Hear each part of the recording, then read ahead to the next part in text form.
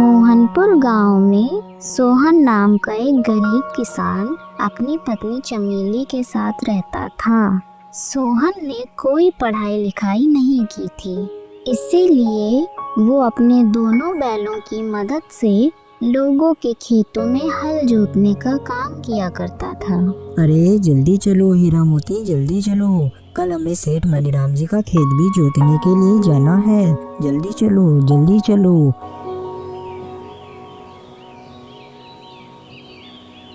अरे यार, थोड़ी मुझे प्यास लगने लगी है, चलो मैं थोड़ा पहले पानी पी लेता हूँ, फिर बाकी की जुताई करता हूँ। फिर सोहन पेड़ की छांव में बैठकर पानी पी लेता है। हे भगवान, पानी पीने के बाद तो मेरा मन थोड़ी देर आराम करने का कर रहा है। ऐसा करता हूँ, थोड़ी देर आराम कर लेता हूँ, फिर उसके बाद काम शुरू करता हूँ। सोहन पानी पीकर उसी पेड़ की छांव के नीचे सो जाता है। लेकिन थोड़ी ही देर में अचानक से सोहन का एक बैल नीचे गिर जाता है। फिर थोड़ी देर बाद जब सोहन की नींद खुलती है, हे राम राम, पानी पीने के बाद तो मेरी आँख ही लग गई थी। चलो अब जल्दी से उठकर बाकी का काम भी कर लेता हूँ। फिर सोहन वहाँ से उठकर अपने बैल के पास जाता है। हे भगवान, ये क्या हो गया मेरे बैल को? ये ऐसी जमीन पर क्यों पड़ा है? अरे हीरा, जल्दी उठ, हमें आगे का काम भी करना है। ओ हीरा, ऐसे जमीन पर क्यों पड़ा है? उठ। सोहन के कई बार उठाने पर भी उसका बैल हीरा नहीं उठा। हे भगवान, ये क्या हो गया? मेरा बैल कैसे मर गया? मेरे पास एक ही तो सहारा था, अब मैं किससे मदद मांगूंगा? ऐसा कहकर सोहन रोने लगता है।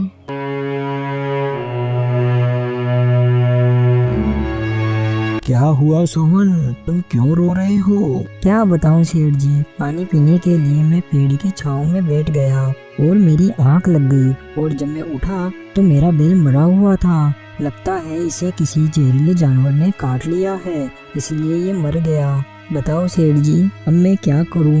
मेरे पास तो जीने के ये दोनों बैल ही सहारा थे। सोहन, अब ये तो भगवान को मंजूर था जो हुआ। मैं भी तुम्हारे पास काम लेकर ही आया था, क्योंकि कल मेरे खेत में हल चलाना है। लेकिन अब तुम्हारे पास तो केवल एक ही बैल रह गया है, तुम्हारा एक बैल तो मर गया है। अब मुझे ये काम कराने के लिए किसी दूसरे को ढूंढना पड़ेगा। ऐसा कहकर मनीराम सेठ वहाँ से चला जाता है और सोहन बेचारा वहाँ खड़ा खड़ा रोता ही रह जाता है। फिर शाम होने पर सोहन अपने एक बैल के साथ अपने घर लौट जाता है। क्या हुआ जी, आज आप इतने उदास होकर क्यों आए हो?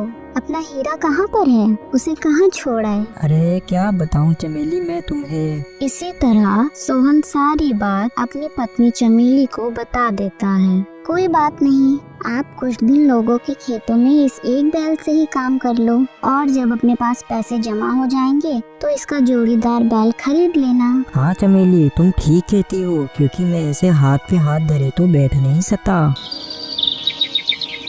फिर अगले ही दिन सुबह होने पर सोहन अपने एक बैल के साथ निकल जाता है। हीरालाल सेठ के खेत में पहुंचकर सोहन एक ही बैल से खेत में काम करने लगता है। 2 बैल से सोहन पूरे दिन भर में 10 बीघा खेत जोत दिया करता था, लेकिन उस दिन उसके पास एक ही बैल था, जिस वजह से वो शाम होने तक केवल 3 बीघा खेत ही जोत पाया। इस हिसाब से तो 3 दिन तो मुझे 10 बीघा खेत जोतने में ही लग जाएंगे। और मोती को देखकर ऐसा लगता है उसने कल रात से कुछ भी नहीं खाया है। फिर सोहन अपने बैल के साथ अपने घर चला जाता है।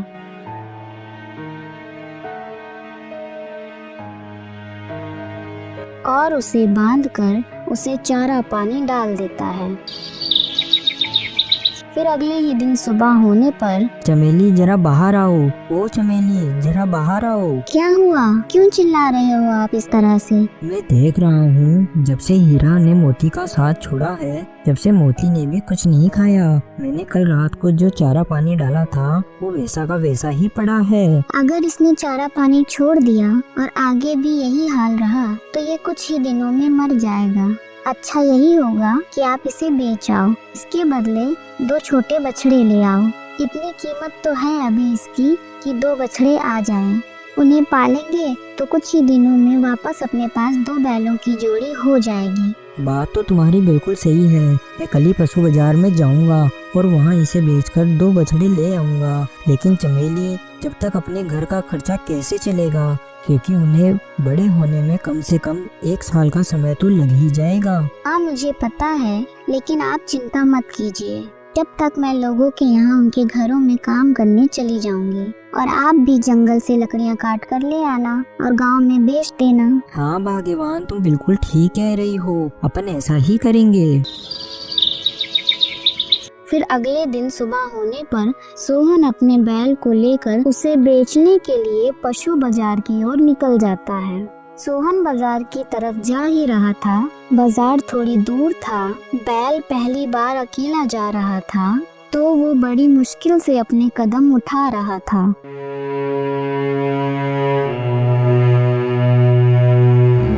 अरे चल मोती चल, जल्दी चल।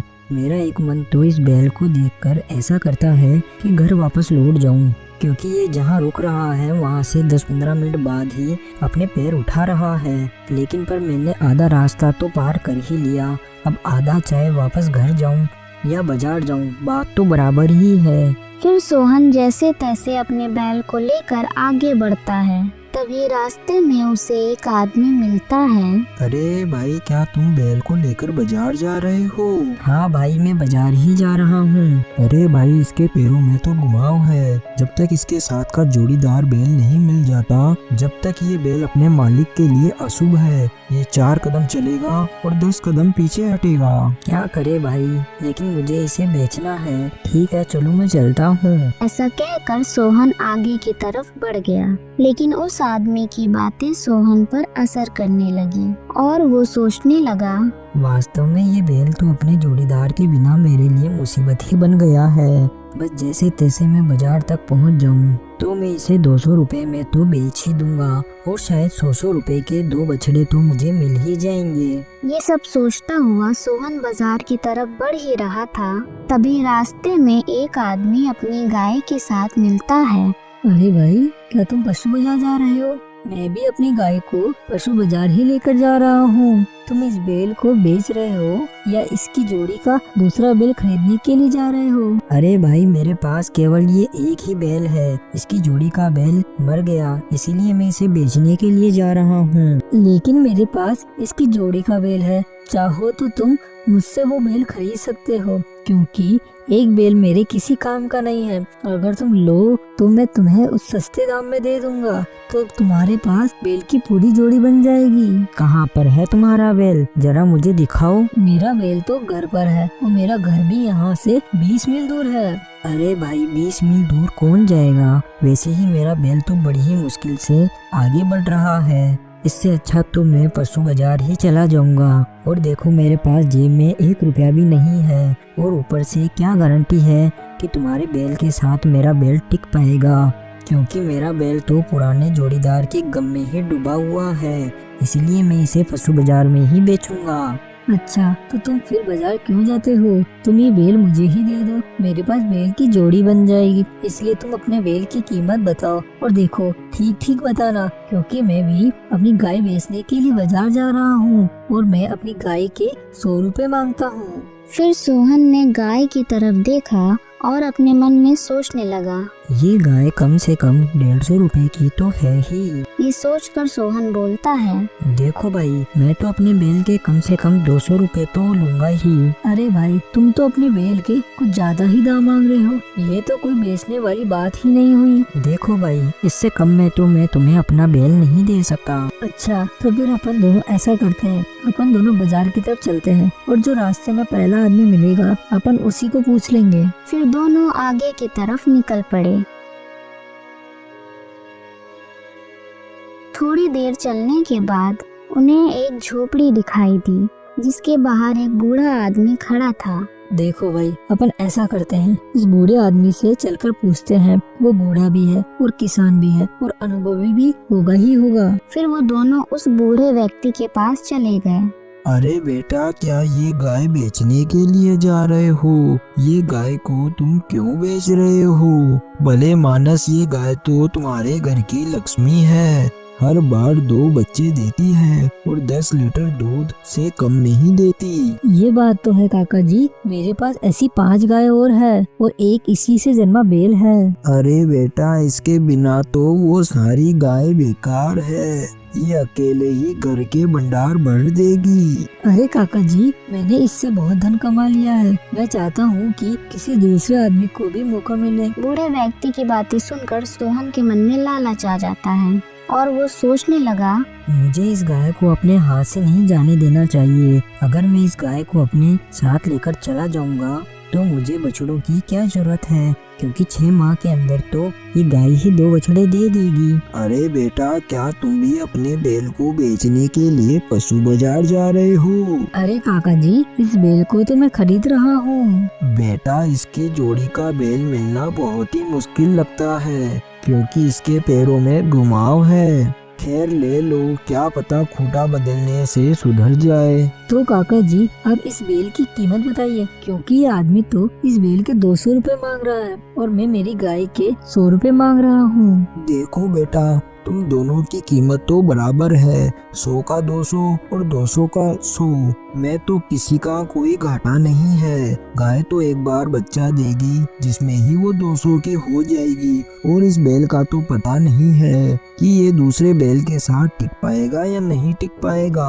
क्या कहते हो भाई? काका की बात में दम तो है, बुजुर्ग है, अनुभवी है, और सबसे बड़ी बात, ये अपन दोनों में से किसी एक की तरफ नहीं है, क्योंकि इनको ना तुमसे कुछ लेना है और ना मुझसे कुछ लेना। दूसरे व्यक्ति की ये सब बातें सुनकर सोहन थोड़ा सोच में पड़ गया। ये काका भी बिल्कुल सही कह रहे हैं, क्योंकि गाय के एक बार बच्चे देते ही मेरा तो मुनाफा ही मुनाफा होगा, और इस बैल का जोड़ीदार नहीं मिला तो ये वैसे ही बिना कुछ खाए पिए मर जाएगा। बताओ भाई, क्या कहते हो इस बारे में? अगर तुम्हें ये सौदा नहीं जम रहा तो चलो अपन पशु बाजार चलते हैं। देखो बेटा, पशु पक्षी के सौदे तो ऐसे ही होते हैं, जुबान तो आदमी की होती है, और मेरे हिसाब से तो तुम दोनों को ही घाटा नहीं है। ठीक है काका, आप कहते हो तो मैं ये गाय खरीद लेता हूँ। फिर सोहन उस गाय को लेकर अपने घर चला गया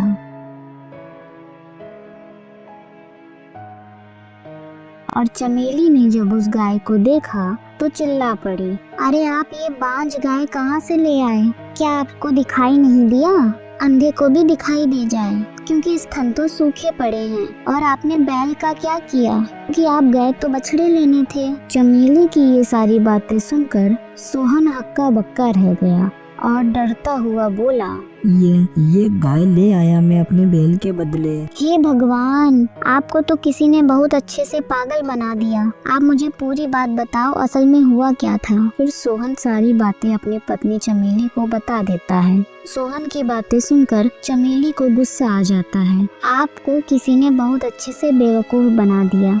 इतना बलशाली बैल दे आए और उसके बदले में ये बांझ गाय ले आए। लेकिन अब कोई बात नहीं, अब मैं उन ठगों को अच्छा सबक सिखाऊंगी। मैं भी एक सेठ की बेटी हूँ।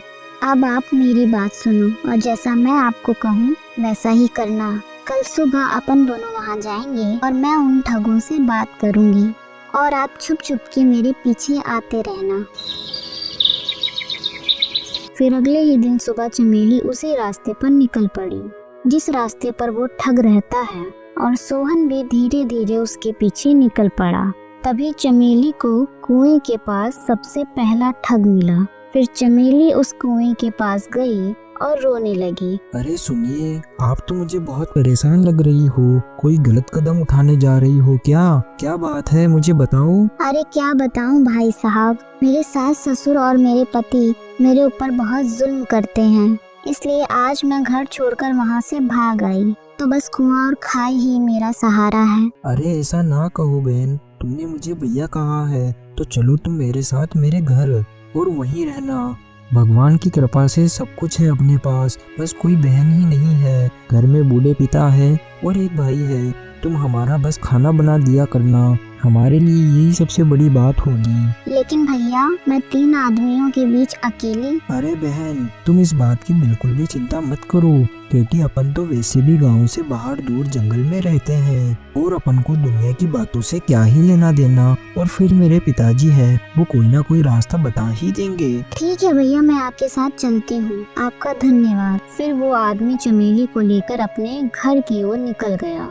थोड़ी दूर चलने पर वो दूसरा आदमी भी मिल गया। अरे बहन, इससे मिलो, ये मेरा भाई है, ये बहुत ही अक्लमंद है। अरे भाई, कौन है ये औरत? अरे भाई, ये औरत बहुत ही दुखी है, ये बड़ी ही मुश्किल से अपने सास ससुर और अपने पति से बचकर भागकर आई है। मैं इसे धर्म की बहन बनाकर लेकर आया हूँ और ये आज से हमारे साथ ही रहेगी और हमें भी बना बनाया खाना मिल जाएगा और इसे भी सहारा मिल जाएगा। ठीक है भाई, ये तो तुमने बहुत ही भलाई का काम किया है। अपने पिताजी भी इस बात से बहुत खुश होंगे। चलो घर चलते हैं। फिर तीनों आगे बढ़ जाते हैं।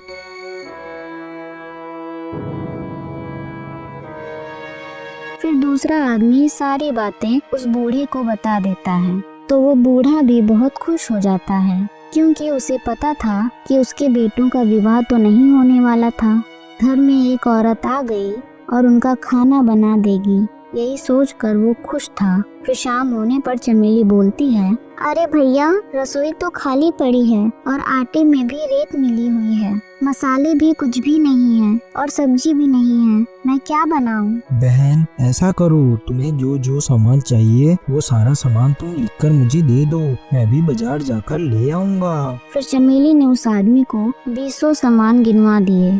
तो फिर वो आदमी बाजार चला गया। मुझे तो घर में लकड़ियां भी कहीं नजर नहीं आ रही, तो मैं चूल्हा किससे जलाऊंगी? तुम जाओ और जाकर जंगल से लकड़ियां काट कर ले आओ। फिर वो दूसरा आदमी भी वहां से चला गया। दूसरे आदमी के जाते ही सोहन घर के अंदर आ गया और उसके हाथ में एक मोटा सा डंडा था। फिर उसने उस डंडे से बूढ़े व्यक्ति को बजाना शुरू किया। अरे भाई, अरे कौन हो तुम और मुझे क्यों मार रहे हो? अरे बूढ़े, याद नहीं आया क्या? 100 का 200 और 200 का 100, तूने ही मेरा बैल लिया था और मुझे बांझ गाय दे दी थी। अब जल्दी से बता, ठगी का माल कहाँ पर पड़ा है, वरना और अच्छे से ठोकूंगा। अरे मुझे मत मार, घर के दूसरे कोने में एक हांडी पड़ी है, खोद ले और उसको ले जा। बूढ़े को अच्छे से धोकर और रोता कहराता छोड़कर और हांडी को लेकर वो दोनों पति पत्नी वहां से चले गए। थोड़ी देर बाद जब उस बूढ़े व्यक्ति के दोनों बेटे घर आए, तो वो दोनों अपने पिता को इस तरह देखकर बहुत हैरान थे। क्या हुआ पिताजी, आपको इतनी चोट कैसे आई, किसने किया ऐसा? बूढ़ा व्यक्ति अब सारी बातें अपने बेटों को बता देता है। देखो जी, अभी वहाँ पर घर के 3 कोने और बाकी हैं। हो सकता है उन लोगों के पास और धन हो। हाँ चमेली, तुम चिंता मत करो, मैंने भी ठान लिया है कि अब मैं उन ठगों को ठगूंगा। फिर अगले दिन सुबह होने पर सोहन एक वैद्य का भेष बनाकर उनके घर के पास पहुंच गया और वैद्य को देखकर बूढ़े के पहले बेटे ने बोला, अरे वेद जी, ओ वेद जी, हमारे पिताजी आंगन में गिर गए थे, उनके सारे शरीर में निशान पड़ गए हैं, दर्द के मारे बुरा हाल है, आप चलकर कोई दवा दे दीजिए। फिर वैद्य जी अंदर आए। अरे अरे, इन्हें तो बहुत ज्यादा चोट लगी है, ऐसा करो पान का पत्ता लेकर आओ, इन्हें जल्दी ही आराम मिल जाएगा। बूढ़े का बड़ा बेटा तुरंत बाजार चला गया। घर में सरसों का तेल है क्या? नहीं नहीं, घर में सरसों का तेल तो नहीं है। तो फिर तुम जल्दी से जाओ और अपने बड़े भाई से कह दो, वो ले आएगा, और वो अभी ज्यादा दूर नहीं गया होगा। जाओ तुम जल्दी से उसके पास जाओ। उसके भाई को गए करीब 15 मिनट बीत गए थे, तो वो अपने भाई को ढूंढने के लिए निकल पड़ा।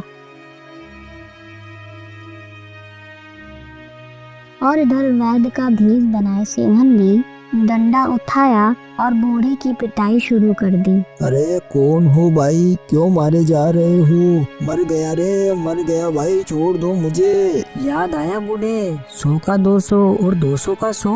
अरे भाई तुम मुझे माफ कर दो, मैंने अपने जीवन में पहली बार गलत आदमी को ठग लिया। दूसरे कोने में हांडी रखी है, तुम वहाँ से उस हांडी को निकाल कर ले जाओ, लेकिन मुझे छोड़ दो। सोहन ने थोड़ी देर भी ना लगाई और हांडी लेकर वहाँ से चला गया।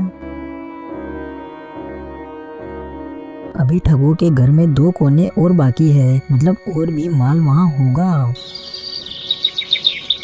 फिर अगले दिन सुबह सोहन अपने दोस्त मोहन के पास गया। अरे भाई, मेरे पास तुम्हारे लिए एक काम है, इसके बदले मैं तुम्हें 1000 रुपए दूंगा, बताओ करोगे क्या? बताओ सोहन भाई, क्या काम है? सुनो, तुम्हें जंगल में जाकर एक घर के पास सिर्फ ये बोलना है 100 का 200 और 200 का 100। उसके बाद वहाँ से तुम भाग लेना, क्योंकि वहाँ से 2 आदमी तुम्हारे पीछे भागेंगे। अगर तुम पकड़े गए तो खूब पिटोगे। सोहन, दौड़ने में तो मेरा मुकाबला कोई नहीं कर सकता, तुम बस देखते जाओ। फिर दोनों उन ठगों के वहाँ चले गए।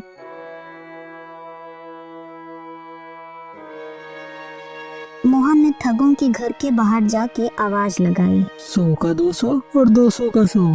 ये आवाज सुनते ही बूढ़ा बोलता है, तुम दोनों जल्दी आओ और इस आदमी को पकड़ो, यही है जो रोज मेरी पिटाई करता है। ठीक है पिताजी, आप अपना ध्यान रखिए, हम अभी उसे 100 का 200 और 200 का 100 का सबक सिखा कर आते हैं। दोनों भाई मोहन के पीछे भागे, लेकिन मोहन बहुत ही तेज था, इसलिए वे उन्हें जंगल से बहुत दूर भगा ले गया। और इधर छुपा हुआ सोहन फिर से अंदर चला गया। एक बार फिर से उसने बूढ़े की पिटाई कर दी। अरे भाई छोड़ दो, तुम मेरा पीछा छोड़ दो, तुम फिर आ गए। हाँ हाँ बूढ़े, अभी मैं तुझे कहाँ बख्शने वाला हूँ, अब जल्दी बता बाकी का धन कहाँ पर है? घर के तीसरे कोने में एक हांडी और पड़ी है, ले जाओ तुम उसे भी। फिर सोहन ने बिना देर किए ऐसा ही किया और सारा माल समेट कर वहाँ से भाग गया। गांव पहुंचकर उसने अपने दोस्त मोहन को 1000 रुपए दिए।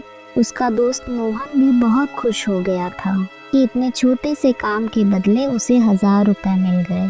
और इधर वो तीनों ठगी अपना सामान समेटकर वहां से भाग गए।